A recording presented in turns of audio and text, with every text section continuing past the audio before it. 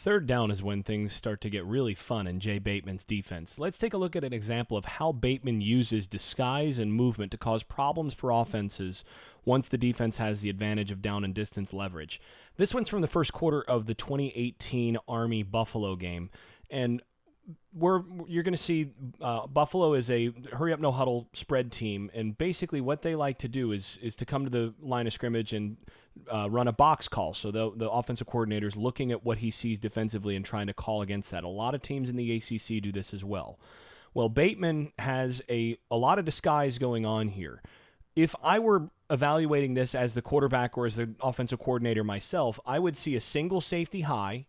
This looks like man-free. You've got inside leverage here, inside leverage at the other corner. He's walked down. Looks like you're going to have man-free. Might have a robber here in the middle, but looks like you're going to have maybe 5 rushers from right here. That looks like what you're going to see here. And so they're going to make their call based on that. And all of a sudden you start to see this movement. This is where it starts to get interesting. So notice that movement right before the snap. They're starting to set up, and now you're seeing movement. Now things are changing. And this is late movement. Here's what's actually going to happen. So they actually move into a cover 2 out of this look. This safety is going to jump back to the hash. He's going to jump deep over the top. He's going to play the flat here and force wide or inside to that safety. Same thing on the outside. This linebacker is using, and we'll talk about this in a moment a little bit more. He's using he's showing blitz on the inside, but he's not coming. He's the one that's coming, and the Mike linebacker is taking off to the curl flat zone to take away the slot receiver. Same thing with the Will. He's taken off to the curl flat zone. So that's what we're going to see from this look. It just is a very different thing from what you would expect if you were looking at the pass look. You see already things are very different, and so they're bringing an overload. If this is a pass play, if they're going to say run a play action pass, you're going to have a free rusher from the edge here because of what they're going to expect on the inside. So you're going to get a free rusher, and that's going to force him to get it out quickly. If they're going to try to get it to the slots, there's going to be a problem from these backers, and the outside receivers are essentially double-teamed by the flat and the deep safety. So this is a really good look against the pass.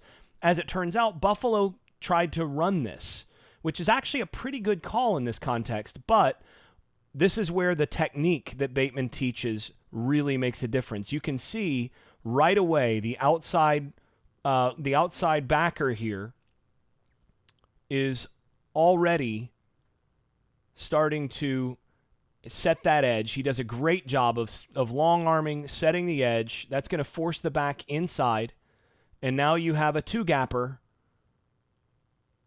at this spot. And you weren't sure based on lineup that would be the 2-gapper. If he's blitzing, odds are he's not 2-gapping, but instead he's 2-gapping. He forces things to collapse a little bit just by taking that lineman on and pushing him back a little bit, and all of a sudden you have everybody collapse on the football and you have a third down stop. That's the way that the Bateman defense works. We're going to take a look at this from the backside now. Take a look at all of the, let's get this back to the right play. Take a look at all of the movement here right before the snap. See how late that movement is? Right now, this still looks like you're going to expect him in this gap, maybe this gap, and he should be a B gap player here. So you got C gap, B gap. He's going to take the A gap, but that's not the way this works. He's actually peeling out of that A gap, and he's going to cover sort of the B and A little bit on this side. He's peeling out, and he's taking an aggressive line. This is, by the way, what he calls a baby doll technique. He's going to try to attract the attention of the center in terms of blocking, so the center can't get a double team here. And now the center has nobody to block.